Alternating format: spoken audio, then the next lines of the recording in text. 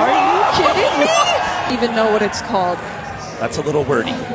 Oh my gosh, that's insane. He did so many movements. He goes straight to the bar or to the seat, grabs the rear fender. The rear fender gives out on him, and he still gets back to the bike. That is unbelievable.